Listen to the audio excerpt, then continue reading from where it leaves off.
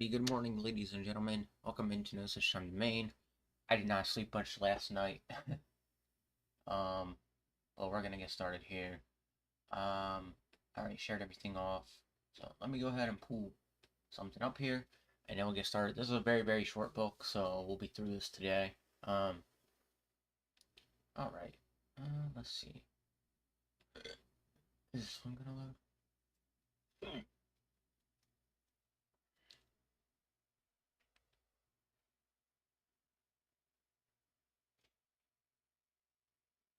There it goes. Alright, let's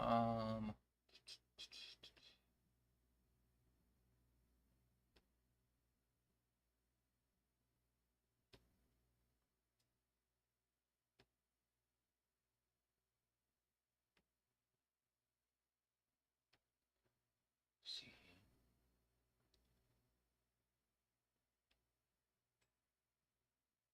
Alright, so just put it in here right now, which is me.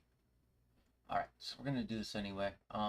So as of lately, I've been dealing with people just being dramatic about stuff. I'm genuinely a very, very nice guy, but there's sometimes people take advantage of that, and I try my best to be as nice as possible in really, really bad situations that people drive me to the point of snapping. You know, I can't help sometimes. I can't help that I'm a human being. Okay, in the Bible, I actually heard this last night. In the Bible, there was a point where Jesus Christ actually flipped out on people. He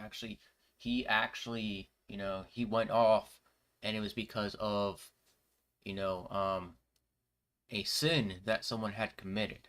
And the thing is, like, you know, we all have to understand, we're all human beings. We all have our flaws. We all have our breaking points and all that. And sometimes I've been through a lot of stuff by random individuals, and I try not to take offense to a lot of things, but there's been a lot of trial and error in my life, and I try not to take offense to things when they fall apart for me, because I've been through trial and error. Trial and error for me is just it's trial and error for me is is one of those things that, like, you learn as you go. So if I make a mistake and it's something I know I didn't do because I've had enough trial and error in my life, then I question, well, what was it? Why do I have marks on my head? What was it that could have possibly made that happen? And the thing I'm starting to realize is that, and I've known this for a while, is that people genuinely will not always like what you do. There are people out there that genuinely will, like, try to report you for something small you said and did. And this is why I've come to the conclusion that, like, no matter, and you're going to learn this, that no matter what you do in your life, people are always going to like you. People are always going to have a dislike about you, no matter what you do. Whether it be, metaphorically speaking, you write some music, all right? No offense to anybody out there that writes music, but this is a metaphor back to this, where you're going to have people that don't like your music. Don't get wound up over that. And that's something you need to learn and change over the course of time. Like me, I don't listen to all sorts of music, but there's certain music I do listen to is because it's my taste. Not everybody is going to come to you and your work, and that's something that needs to be understood. Or, like, you do a piece of art. There's going to be people telling you that they like it, and there's going to be people telling you they don't like it, you know? And, if you feel bad about what you're doing there at that point, don't give up. Things will get better. They always do.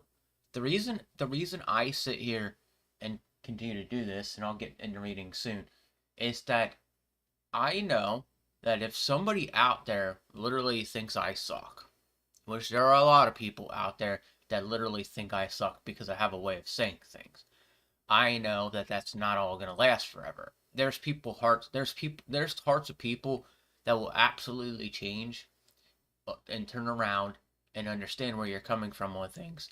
And that's when that happens from time to time, where people's hearts change, and sometimes you don't always do the thing that people like, or you do things that people like and their hearts will change.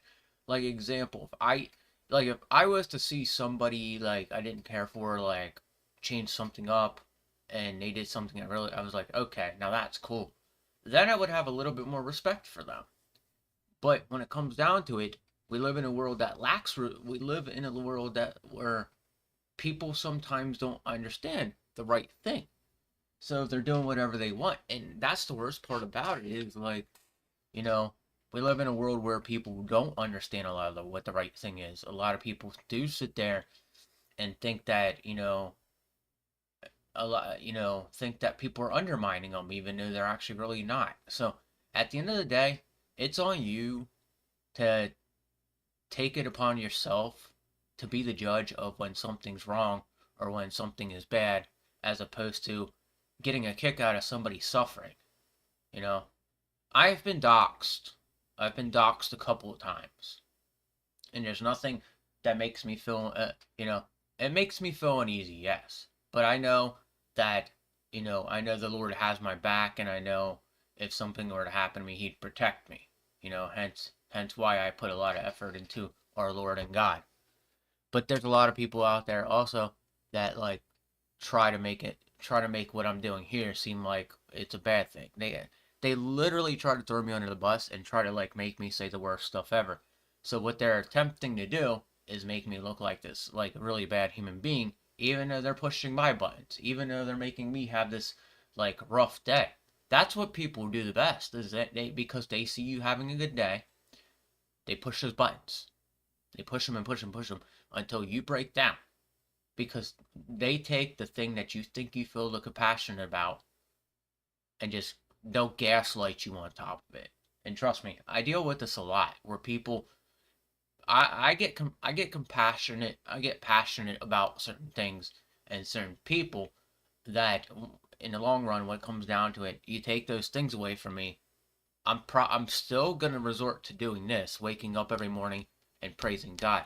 But then we know then that we know then that that's people doing that to me. That's not God doing it to me. There's a big difference when God does it and people do it to you. Unfortunately, it's one of those things that like people will do whatever they can to try to undermine you to make you feel a certain way. They are actually and one more thing before I go, those are the people that are the mixed bag of emotions that hate watching people succeed over them. And, sometimes they do awful things to us to make sure we don't get to that spot where we need to, that like spot on top of the tower that we deserve or whatever. Because, if you're challenged by somebody right here and now, today, you need to think about what you could do to change that. Being challenged by somebody and consistently going after everything they do, every fiber of their being, shows that if they didn't even think about you and you're going after them, you're the problem then, my dear friend. You need to work on that. You need to work on feeling resented about stuff. Like, I know how it feels to feel that kind of low. And I know how it feels to want things and it gets taken from you. I know all that. You know why I don't act upon that? Because I know God wants better for me. And not only does God want better for me, but the person doing that to me has a demon dwelling inside of them that they cannot defeat. So out of angst and anger and rage, they take from you. That's the main basis of why they do what you do.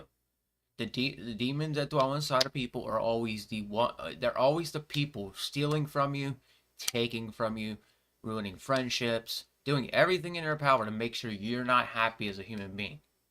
The only way to reach your happiness is through Christ and God.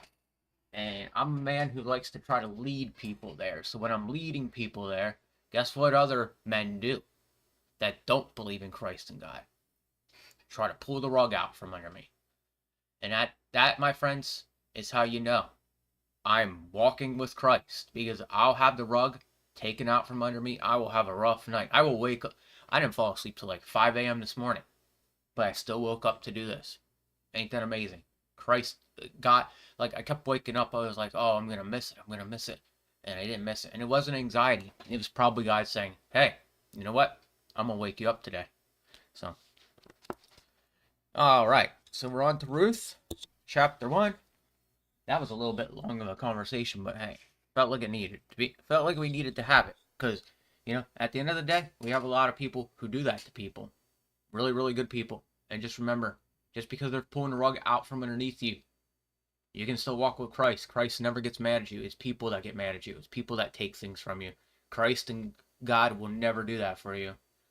And that's the part of it is like, that's what's great about God is he cares about you and he's trying to give you the best. So if those things are taken from you and people are just taking, just remember you're gonna get something that's incredibly great at the end of the day. So might take a while, but you'll get there. All right. Okay. Ruth. Uh, Naomi loses her husband and son. I forgot to change the opening this. I gotta do that after I get out of here. All right. Chapter 1. In the days when the judges ruled, there was a famine in the land. So a man from Bethlehem in Judah, together with his wife and 2 sons, went to live for a while in the country of Moab. The man's name was Almech. His wife's name was Naomi, and the name of his 2 sons were Malan, Mahlon and Kilion. They were Euphrates from Bethlehem and Judah, and they went to Moab and lived there. Now Amalek, Naomi's husband, died, and she was left with her 2 sons. They married Moabite women. One named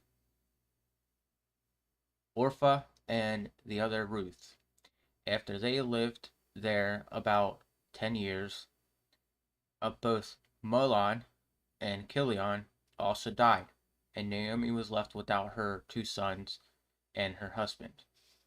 So, I want to say something before. I used to live in the state of Pennsylvania. I kid you not. In the state of Pennsylvania, there is a town called Bethlehem, which if you look it up, and that's every time I used to go to church as a little kid. So anytime I heard Bethlehem, I thought that's what they were talking about. I was like, and now that I'm older, I know they're not talking about Bethlehem, Pennsylvania, but like it's just interesting to say the least that like I lived in a state that had a city named Bethlehem, and like so I was like, I was like, wait, is that where Jesus Christ was born? In the town of Bethlehem in Pennsylvania? I was like, no way. Naomi and Ruth returned to Bethlehem. When Naomi heard in Moab that the Lord had come to aid of his people by providing food for them, she and her sisters, she and her daughter-in-law, prepared to return from home there with her 2 daughters-in-law. She left the place where she had been living and set out on the road that would take them back to the land of Judah. Then Naomi said to her 2 daughters-in-law, "Go back, each of you, to your mothers. Go home.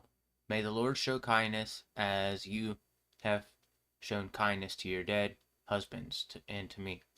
May the Lord grant that each of you will find rest in the home of another husband." Then she kissed them goodbye, and they wept, and said to her, "We will go back with you to your people." But Naomi said, "Return home, my daughters. Why would you come with me? Am I going to have any more sons who could become your husbands? Return home, my daughters. I am too old to have another husband. Even if I thought there was still hope for me, even if my husband tonight, and then, even if I had a husband tonight and then gave birth to the sons, would you wait until they grew up? Would you remain unmarried for them? No, my daughters, It is my bitter, it is more bitter for me than for you, because the Lord's hand has turned against me. At this, at this, they wept aloud. Then Orpah kissed her mother-in-law goodbye, but Ruth clung to her. Look, said Naomi, sister-in-law, is going back to her people and her gods. Go back with her. But Ruth replied, don't argue, don't urge me to leave. You or turn back from you. Where you go, I will go, and where you stay, I will stay. Your people will be my people, and my God and your God my God. Where I die, where you die, I will die, and there I will be burned. My Lord, uh, may the Lord deal with me, be it ever so severely, if death separates you and me. When Naomi realized that Ruth was determined to go with her, she stopped, urging her. So the two men went on until they came to Bethlehem. When they arrived in Bethlehem, the whole town was stirred because of them, and the woman exclaimed, can this be Naomi? Don't call me Naomi, she told them. Call me Mara, because the Almighty has made my life bitter. I went away full, but the Lord has brought me back empty. Why call me Naomi? The Lord has afflicted me. The Almighty has brought misfortune upon me. So Naomi returned to Moab, accompanied by Ruth the Moabite, her daughter-in-law, arriving in Bethlehem as the barley harvest was beginning. Ruth met Boaz in the grain field. Now Naomi had a relative on her husband's side, a man of standing from the clan of Amalek, whose name was Boaz. And Ruth the Moabite said to Naomi, let me go to the field and pick up the leftover grain behind anyone in whose eyes I find favor. Naomi said to her, go ahead, my daughter. She went out, entered the field, and began to glean behind the harvest. As it turned out, she was working in the field belonging to Boaz, who was from the clan of Amalek. Just then Boaz arrived from Bethlehem and greeted the harvest. The Lord be with you. The Lord bless you, they answered. Boaz asked the overseer of the harvesters, who does that young woman belong to? The overseer replied, she is the Moabite who came back from Moab with Naomi. She said, please let me glean and gather among the sheaves behind the harvest. She came into the field and remained here from morning till now, except for a short rest in the shelter. So Boaz said to Ruth, my daughter, listen to me. Don't go and glean in another field, and don't go away from here. Stay here with the woman who work for me. Watch the field where the men are harvesting, and follow along after the woman. I have told the men not to lay a hand on you, and whenever you are thirsty, go and get a drink from the water jars the men have filled. At this she bowed down with her face to the ground and asked him, why have I found such favor in your eyes, that you notice me as a foreigner? Boaz replied, I've been told all about what you have done for your mother-in-law since the death of her husband. how you left your father and mother and your homeland and came to live with the people you did not know before. May the Lord repay you for what you have done. May you be richly rewarded by the Lord, the God of Israel, under whose wings you have come to take refuge. May I continue to find favor in your eyes, my lord, she said. You have put me at ease by speaking kindly to your servant, though I do not I do not have standing of one of your servants. At, at mealtime, Boaz said to her, "Come over here, have some bread and dip have some bread and dip it in the wine, vinegar." When she sat down with the harvesters, he offered her some roasted grain. She ate all she wanted and had some left over. As she got up to glean, Boaz gave her orders to his men. Let her gather among the sheaves and don't uh, reprimand her. Even pull out some stalks from her from the bundle and leave them for her to pick up, and don't rebuke her. So Ruth gleaned in the field until evening. And then she and gathered, uh, threshed the barley she had gathered, and it amounted about an ephah. She carried it back to the town, and her mother-in-law saw how much she had gathered. Ruth also brought out and gave her what she had left over after she had eaten enough. Her mother-in-law asked her, "Where do you glean today? Where did you work? Blessed be the man who took notice to you." Ruth told her mother-in-law about the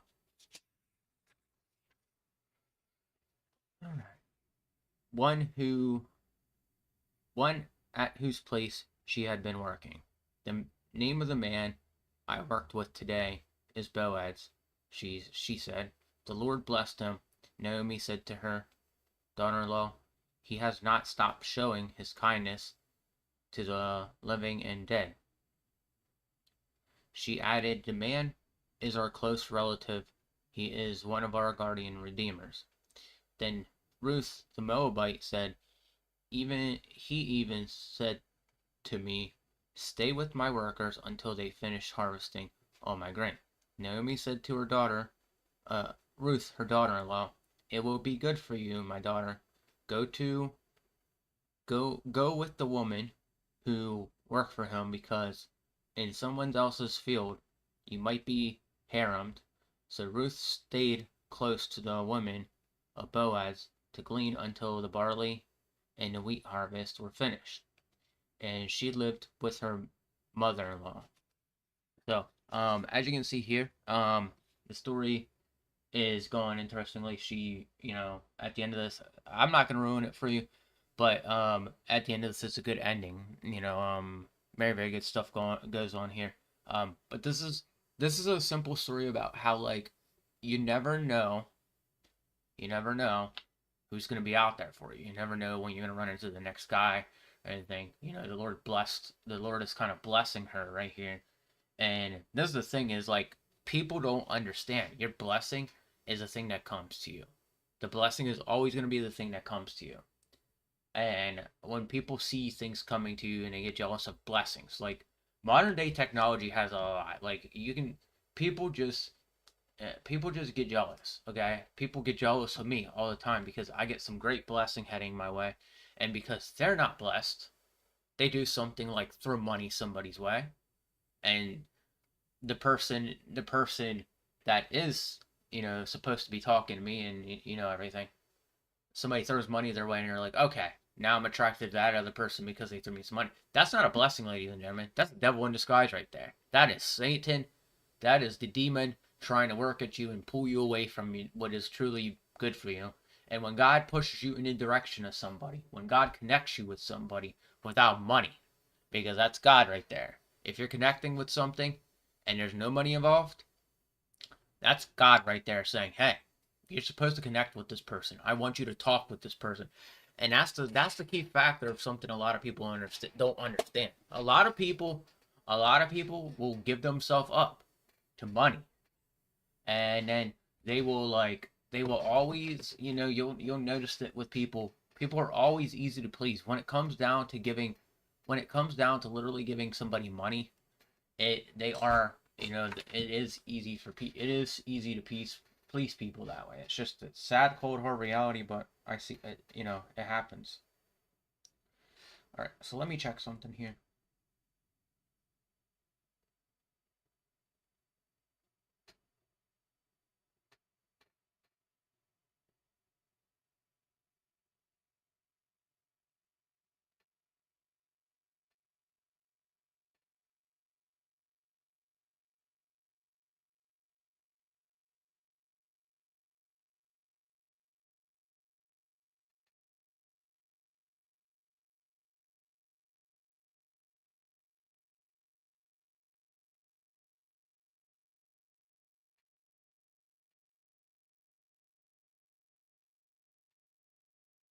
Yeah, so but yeah, this is something that a lot of people need to understand. I get,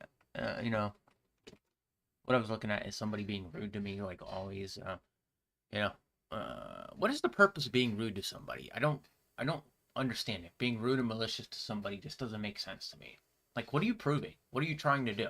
You know, why are we in today's society and world so malicious, and yet to the point where we're almost angry that the, you know, is it jealousy or what's going on with those people? Stuff like that. That makes me question a lot of times why, and I see it a lot. I think there's a lot of people that could, you know, just try to work on themselves. And, I see it a lot. And that's partly, I was dealing with somebody who, said something to me, and, sometimes, people get tired of like being treated a certain way. And, that's the thing is like, it's relentless sometimes. It's just a relentless age of people. Like Gen Z, just for some reason, I don't know what it is about Gen Z, and this just comes with age, I guess. Um, they seem to they seem to be angry about everything. Gen Z just seems angry about everything. It's so bizarre. But I noticed it. I was watching something last night. I was watching a reel, and it had Gen Z just getting mad that Gen X was like giving them thumbs up to something. And boy, the attitude on that person just was like, why are you acting like this? Why are you acting all mad and angry? Like, what is your problem? Like, it just makes me like, I don't know. There's an anger issue with this. There's an anger issue in those guys.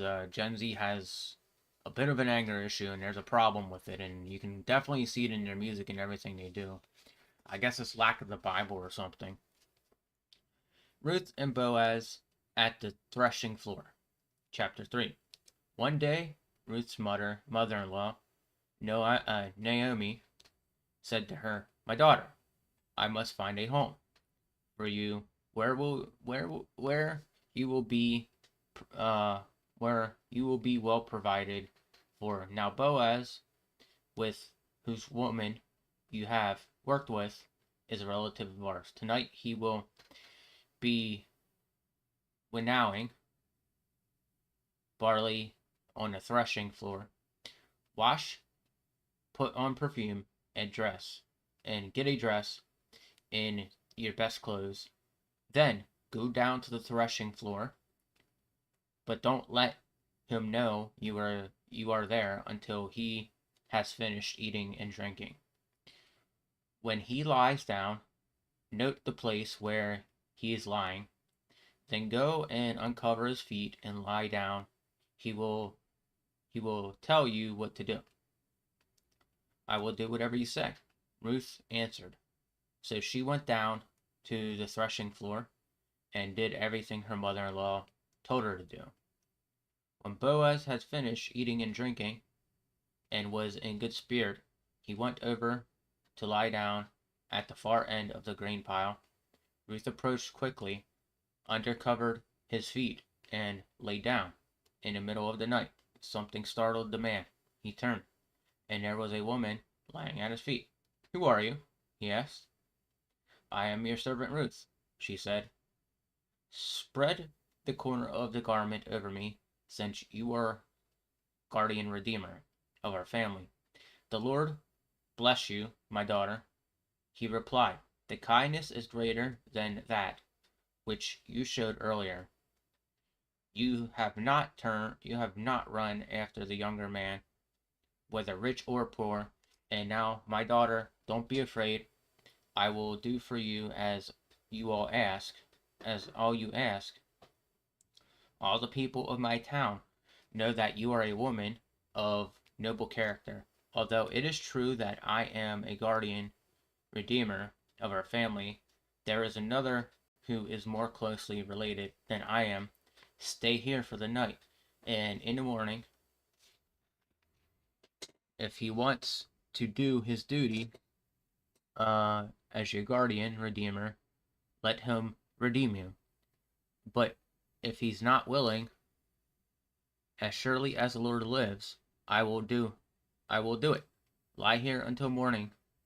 So she lay at his feet until morning, but got up before anyone could be recognized, and said, "No one must know that a woman came to the threshing floor."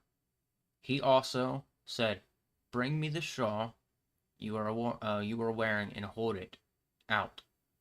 When she said so, he poured it into 6 measures of barley and placed the bundle on her. Then he went back to town.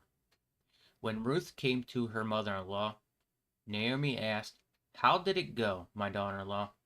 Then she told her everything and Boaz had done for her, and added, "He gave me these 6 measures of barley, saying, 'Don't go back to your mother-in-law empty-handed.'" Then Naomi said, "Wait, my daughter, until you find out what happens, for the man will not rest until the matter is settled today." So, Boaz marries Ruth, chapter 4. Meanwhile, Boaz went up to the town gate and sat down there just as the guardian redeemer he had mentioned came along. Boaz said, "Come over here, my friend, and sit down." So he went over and sat down. Boaz took 10 of the elders of the town and said, "Sit here," and they did so. Then he said to the guardian redeemer, "Naomi, who has come back from Moab, is selling the piece of land that belonged to your relative Amalek. I thought I should go bring the matter to your attention and suggest that you buy it in the presence of the seated here, and in the presence of the elder my people. If you will redeem it, do so. But if you will not, let me so I will know, for no one has the right to do it except you, and I am next in line. I will redeem it," he said. Then Boaz said, "On the day you buy the land from Naomi, you also require Ruth the Moabite, the dead man's widow, in order to maintain the land of the dead with his property." At this, the guardian redeemer said, "Then I cannot redeem it because I might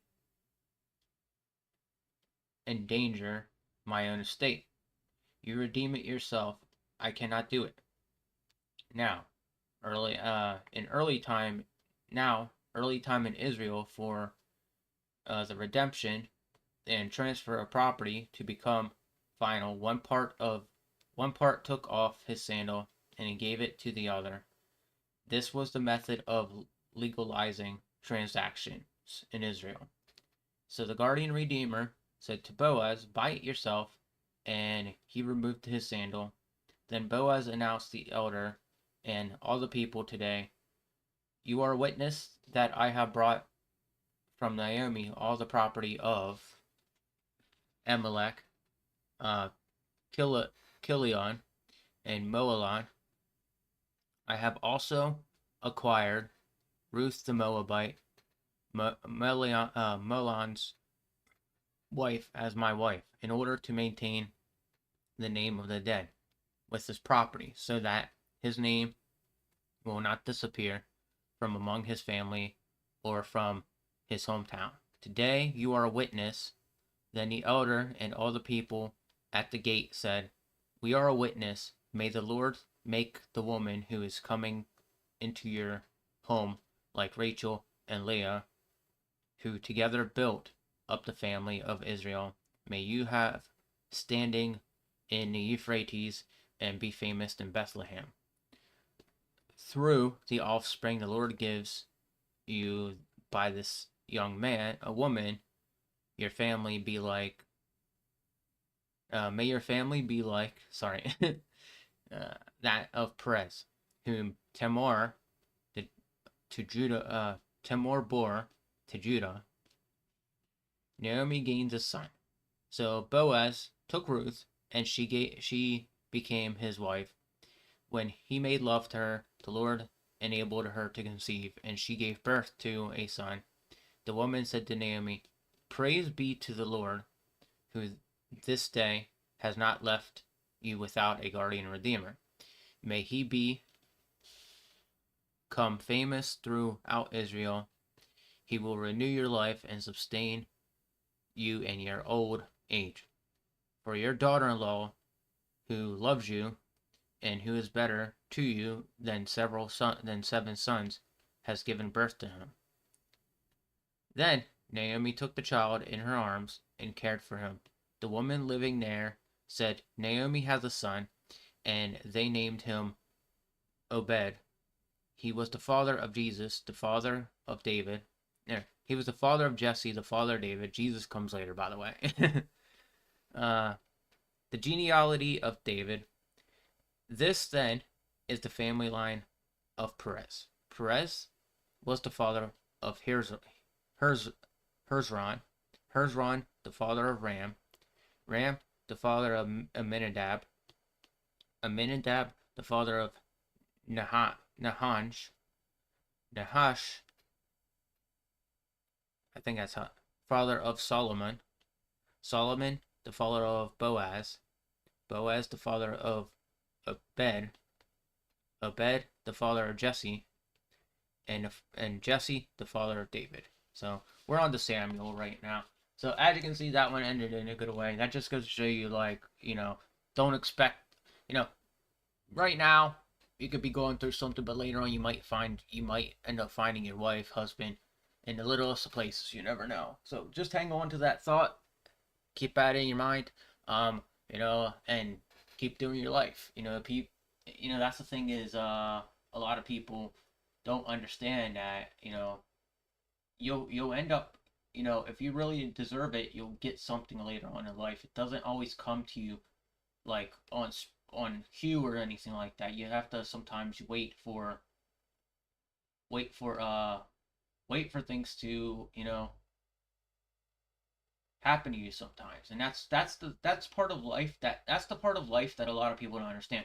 You got these, all right, and so in paganism belief, a lot of people don't understand that for sometimes you have to wait for things to come your way. And a lot of people with the paganism belief don't actually genuinely understand that, and that's something you'll pick up with them. They're very, very impatient, and they genuinely don't want to, like, sit there and wait out their chance for whatever. They'll go in and they'll rush in, and sometimes they get the thing that's of lesser value, as opposed to waiting and getting the thing that has more value to it. God's gonna send you the greatest thing ever, but sometimes you have to understand. You have to really, you have to let yourself suffer. You have to suffer before you get that great thing. And that's happened to me a lot already, where I suffer, I got a great thing, and sometimes a great thing didn't last very long for me. So I was like, all right, well, at the end, I look at it this way: if I'm not getting the things that I want right now, and I'm continuously suffering, that means later on there could be a heck of a lot more coming my way, a lot better coming my way.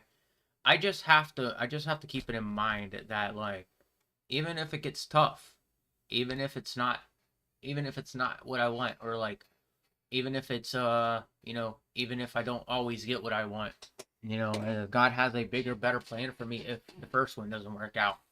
God has a backup plan. That's something he should say. Is like if his first plan doesn't work out for you, God has a backup plan for you. That's people are always like God has a plan, but they forget to mention the second one. God has a backup plan for you, which is, if all else fails, he's got you in another way. He's going to bring you something even greater than what you have right now. And at the end of the day, sometimes you just have to let it come to you. And I know it's hard, and I know we all want stuff. But Gen Z and the paganism belief, always, you'll notice they get what they want, but they don't always get the best of what they want. They get the least version of what they want. Which, at the end of the day, when you look at it, do you want that lesser version of what you're supposed to get, or do you want that super great life that you want? Because if you want that super great life, the key to getting there is genuinely suffering and putting up with it. And you can even see Ruth was suffering. She was suffering before she ended up finding that second husband that she had. And that's the thing, is like, you never know how life's gonna turn out. And I talk a lot here about like, I talk a lot here about like, people messing up blessings that get sent my way, and it gets awful sometimes, and those people have no remorse, and they do it with evil intentions. And when it happens to me, my heart gets hardened, and I end up like going out and I say stuff to them, and I speak up to them. And some of those guys, some of those people that are doing everything they can with the evil intentions to bring you down, it hurts sometimes. Sometimes it's too much even for me to handle. And that, like, my heart was hardened a couple times yesterday because people in this Discord I'm in don't seem to understand how things work. So there's somebody in there that's like, oh, I read the Bible. Well, if you read the Bible, then you should remotely understand how you're in the wrong for what you're doing, you know. And that's the worst part about it, is those people will not accept that they're in the wrong. What those people will do is those people will literally throw you under the bus every opportunity they get and watch you fall short of things. And, this coming week, I'm probably going to get another blessing. Guess what's going to happen? Somebody is going to get mad about that, because that's what people do. That's what people do. Because they don't care about what God wants. At the end of the day, they never care what God wants. They care about themselves. And I love knowing that, like, because they care about themselves, God doesn't like that about them. Being selfish and you stealing blessings from people, or you do awful things to good people all the time, you're not going to end up getting something good out of it. And I said that to somebody already. I'm like, look, you guys are in here, like, literally mistreating me all the time, bullying the heck out of me, and you're doing it all out of spite and fear. You're not doing it just to do it. You're not doing it just to mess around. It does become damaging at times. And people will be like, well, why are you crying? I'm not crying. I'm not crying. I have every right in the world to stick up for myself when I want to. They're like, no, you're not. No, I'm not crying. My heart's hardened right now. You guys are upsetting, not even me. You guys are upsetting your creator, and you guys don't understand that because you're a bunch of knuckleheads. Like, and trust me, I tell them all the time, I'm like, look, you guys are doing this to me right now. What happens later on when something just happens to you? What happens later on when something just happens to you because you were just like, you were like giving me the most hardest time. Those same people that I'm talking about, they don't really believe in what I believe. They don't believe it. They believe that they called me a witch last night. They called me a witch last night after I said you're going to get cursed by God. It's in our Bible. It's in our actual Holy Bible that says you do things to people, you're getting cursed by God. So I started sticking up quotes from the Bible, and then I turned around and showed him my angel coin. I was like, look, did you ever receive one of these in your life? And when will you receive one of these? And and then after that, I was like, you're gonna get cursed if something happens to what I'm doing here, because this is a covenant I made with God. If I can't promote this anywhere or anything like that, guess who's getting mad? It won't be me. It'll be your father, our father. And and that's the thing that people don't understand. They take it as one big joke. But when it comes back to them and they see it, they get furious about it because they know exactly, they know that they fell short. They know that their lack of a belief is causing them to be that. And yeah, sometimes you gotta stick up for yourself, and sometimes you do. You can't, you don't, you know, you're not sinning for getting mad at people and sticking up and standing your ground. You know, yeah, I might say awful stuff,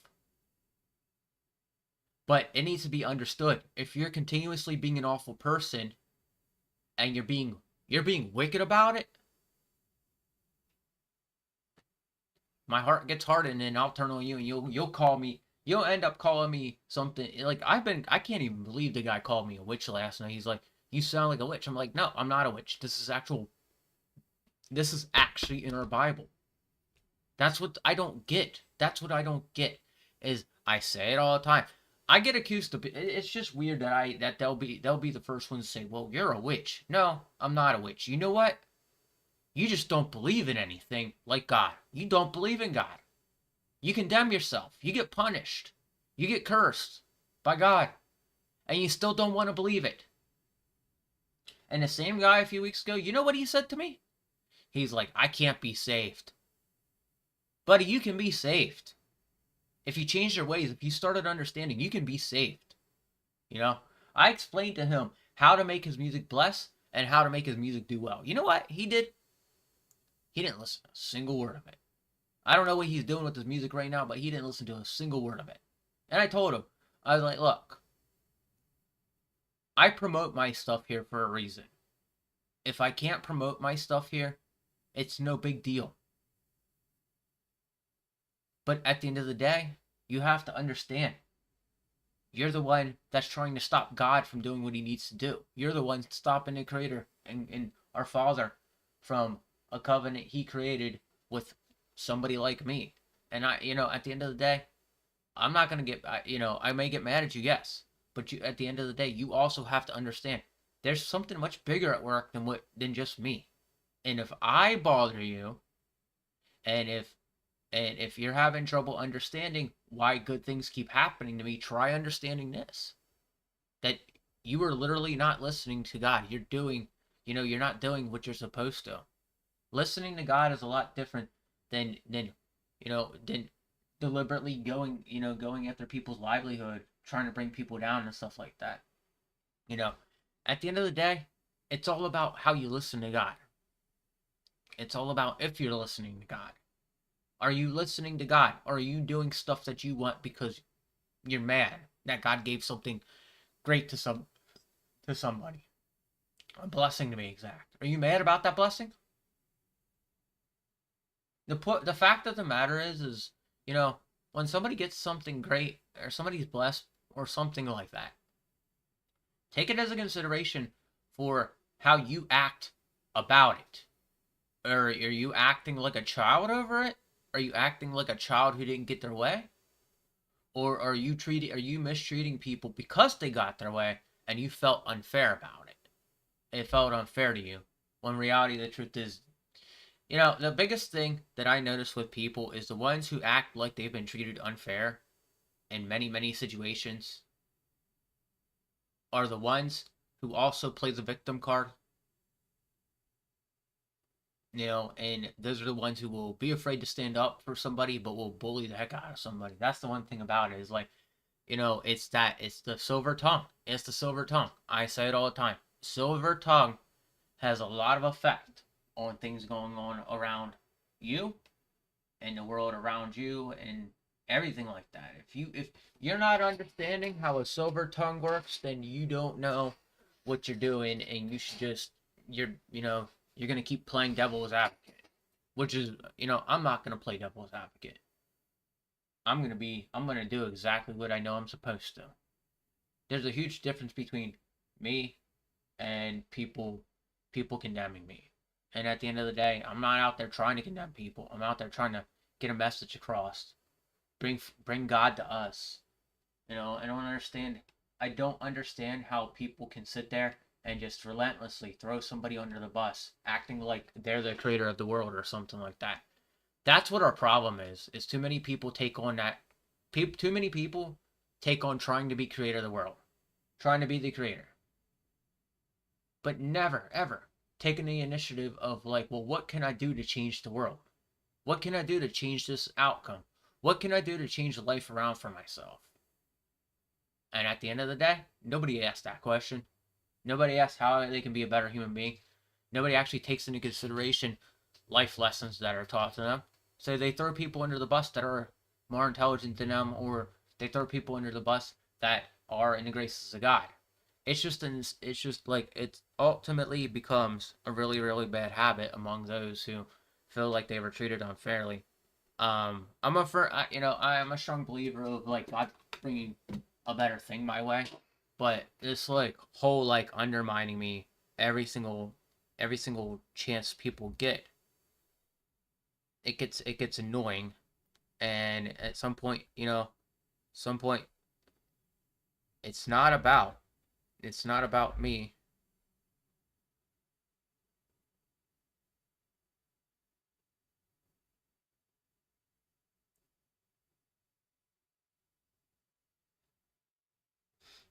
It's not about me getting what I want. It's not about you getting what you want. It's about you learning to take initiative for what you're supposed to be doing with your own life. You're not supposed to like take things from people and, act like it's all okay.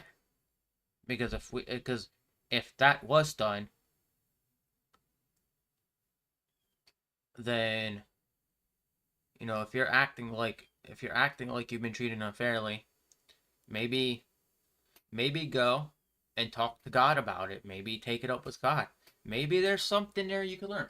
And maybe, just maybe, there's something there you need to understand. Maybe life isn't all about getting what you want. Maybe life is trying to teach you something, you know? And sometimes people play the creator of the earth. People play the creator of things and then forget that they gotta wait patience, they gotta wait their time instead of stealing the win. The win you steal, the victories you steal, they're not gonna be your victories. You're not gonna be happy with them. You're gonna regret doing what you did. And I can see it in people right now. They regret what they did to me. But at the end of the day, those wins were not their win. Those wins were meant specifically for me. And what do we have? We have people acting out, acting in ways that they don't even understand why they act how they do. Those are not, somebody gets their wins. Don't steal their wins because you're gonna regret stealing their wins. You might not even be happy with that win. You're just doing something to piss somebody off. You're doing something to upset somebody. The reality of the truth is that win that you're stealing from people that you think you're gonna be happy with because you stole it from somebody, guess what? You're not gonna be happy. You know why you did that? You did that for spite. You did that because you felt unfairly treated. And you know what? You weren't unfairly treated. Now you got something you're probably gonna live with that isn't gonna make you very happy. That's how it works. Hence Jacob and Esau's story. You go back to Jacob and Esau's story. Remember, Jacob stole Esau's blessing. What happened right after he stole the blessing? He got a curse. His brother was mad at him. He got forced out of his family's household to go find a wife in a far distant land. He got cursed because he stole the blessing. And people do that all the time. They get cursed when they do it and they don't believe it. But I've seen it. I've seen it plenty of times before where people get cursed and they undermine me and still steal my blessing. And you know what happens? They're never happy. They're never happy that they did it. They go about their life thinking they're gonna be happy, thinking, all right, now he's gonna feel a certain way. No, I don't ever feel a certain way. I don't have time to feel a certain way. I have time to put my time and effort in God, and I have time to do what God wants me to. That's what I have time for. I don't have time to lollygag and be angry at you for like 24 hours in a day because you did something to me I didn't like. A lot of people love that attention. That's how people get attention, messing things up. You know, treating people unfairly, stuff like that. But at the end of the day, we have to remember that just because you did that, it doesn't mean it's always going to go your way. You might get something that you're like, "All right, I take in his blessing, hooray!" And then it might actually backfire on you. You might not get what you always want, and that's the point of it that I find funny is like you took it, buddy. You took it. You're not gonna get what you want now because you took it. You took it. The point of the story and the matter is that like wait for your blessings and give it time. You'll get what you want. But if you're not being patient and letting things come to you and getting what you want, no matter how much you want, no matter how much you destroy somebody else's blessing coming their way, guess what? You're gonna have the worst time of your life, and I can guarantee it. I can guarantee that that the thing you're taking from somebody isn't gonna be the thing you want. Anyway, it is now 55. I'm gonna go ahead and real quick. I want to check something. Let's see. It disappeared. No, it's still here. I don't know what's going on with this. Although that don't make sense. Huh. Yeah, it's gone here now too. So he's changing the server up again because that's the way he is. He's spiteful like that, and that's something that's expected of him.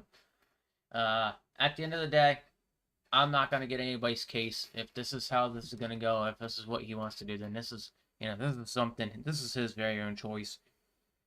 But man, sometimes it's hard to deal with people who try to take control over everything. Unfortunately, that is something I don't. What is going on with this? The Discord app is acting up. I don't know if it's this.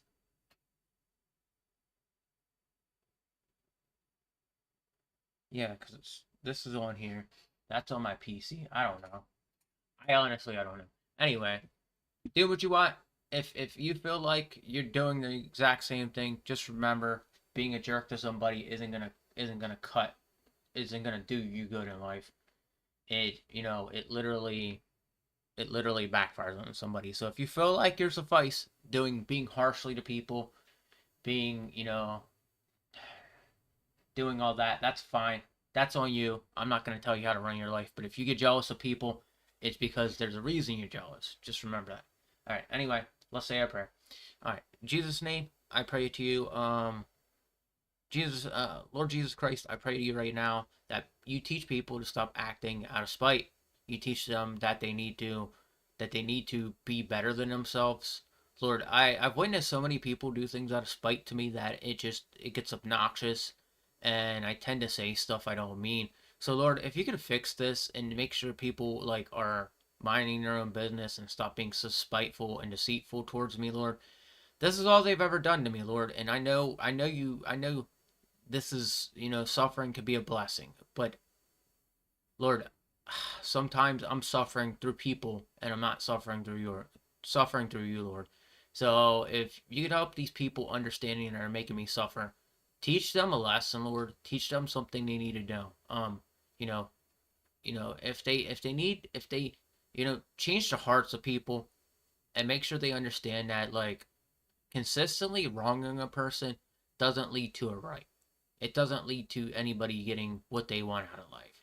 And Lord, I'm not doing anything wrong to these people. I just have been having, them continuously giving me problems and stuff like that, Lord. So if you could change that, Lord, and all that, please do so. And Lord, correct the ones that are sitting there trying to correct me and telling me I'm wrong. Correct them. Show them that they are wrong for correcting me. Tell them, teach them to not be so judgmental of another human being. And Lord, if you could, please bless me today. Please bless me and bring me great things today, Lord. Bring me people, Lord. Bring me people that understand and know that I'm a good person, and they will not be persuaded by other people. They will not be persuaded by the word of Satan or the demons that exist, Lord. Bring good people here, Lord, and make sure they understand and know that I'm not sitting there trying to be me.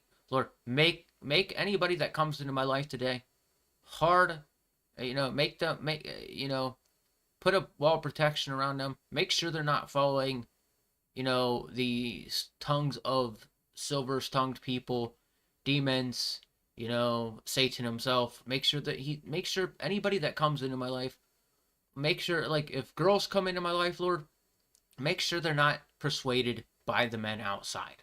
Make sure they're not accepting what the men outside have to say, Lord. You need to start. I pray you put that into them. For now on, anytime you send a woman into my life, make sure she is not persuaded by the men or anybody outside. And Lord, just I pray to you to place blessings into my life, place blessings into any other YouTuber's life. Place blessings into Melanie Mac's life, place blessings into Brandy Venti's life, Lord. And make sure that people that are trying to do others wrong, make sure you're teaching them not to do others wrong, Lord. If they are doing wrong to people, bless the people they are doing wrong to, and make sure the people understanding that, make sure the people see the blessings right in front of them, and teach them that they need to understand that you exist, Lord, that you have power over everybody, that you are the creator, that you are the one, you are the only one true God that we should believe in. Lord, put the power of put the power in people to understand when people are speaking evil to them, when people are trying to persuade them to do stuff. In Jesus' name, amen. So, all right, there you have it. That's it for me today. I am out of here. I'll be back tomorrow. My week is gonna be busy again, so I'll be doing 6 streams this week, 2 double streams. So, with that said, guys, I'll be seeing you tomorrow morning. Take it easy and God bless. And I'll be uploading a short here very, very soon. God bless you. Come on.